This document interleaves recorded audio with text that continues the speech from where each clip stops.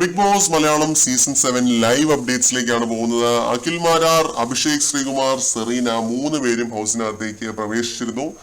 മാരാരെ confession room വഴിയാണ് പ്രവേശിപ്പിച്ചത്. ആ ഒരു ഇന്ററാക്ഷൻ നല്ല രസമായിരുന്നു കേട്ടോ. ബിഗ് ബോസ് മാരാരോട് ചോദിക്കുന്നുണ്ട് എന്തൊക്കെയുണ്ട് വിശേഷങ്ങളെന്ന്. അപ്പൊ മാരാര് പറയുന്നത് ഇതാണ്: ശ്രീകൃഷ്ണൻ കുചേലനെ കണ്ടിട്ട് പോയ അവസ്ഥയിലായിരുന്നു ഞാൻ സീസൺ 5 കഴിഞ്ഞിട്ട്. പുള്ളി ഉദ്ദേശിച്ചത് പാവപ്പെട്ടവനെ പണക്കാരനാക്കിയത് ബിഗ് ബോസ് ആണെന്നാണ് കേട്ടോ. അവലുമായിട്ട് ശ്രീകൃഷ്ണൻ അപ്രോച്ച് ചെയ്ത് കുചേലന്റെ ഉപമയൊക്കെ പറയുന്നത് അതുകൊണ്ടാണ്. Just Akhil Marar things. ഇതേപോലെ ഒരു ചോദ്യം മാരാർ കിച്ചൺ ഏരിയ വെച്ചിട്ട് എല്ലാവരോടും ചോദിക്കുന്നുണ്ട്: ആരാണ് ഇവിടുത്തെ ബെസ്റ്റ് കുക്ക്?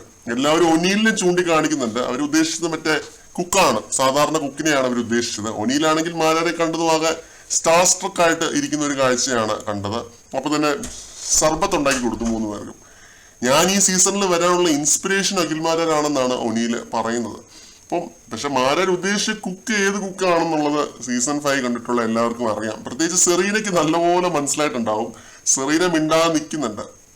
ഈ വീട് ഞങ്ങളുടെ വീടിനേക്കാൾ വലുതാണല്ലോ ബിഗ് ബോസ്, ഇവിടെ മേക്കപ്പ് ഏരിയ ഒക്കെ ഉണ്ടല്ലോ എന്നൊക്കെ പറഞ്ഞ ആ ഒരു എക്സൈറ്റ്മെന്റിലായിരുന്നു സെറീന.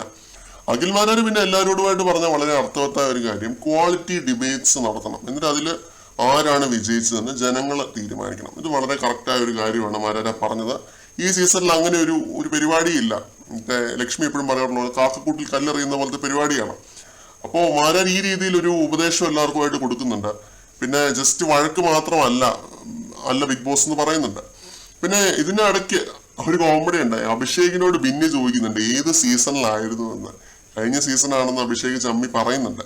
എന്തായാലും ഇതൊക്കെയായിരുന്നു ലൈവിനകത്ത്. ഇവരെ ചാലഞ്ചർ എൻട്രീസ് ഒന്നും അല്ല. വീക്ക്ലി ടാസ്ക് തുടങ്ങുന്നതിന് മുമ്പ് തന്നെ പോകുമെന്നാണ് തോന്നുന്നത്. മാരാർ ടാസ്ക് ലെറ്റർ ഒക്കെ ആയിട്ടാണ് വന്നത്.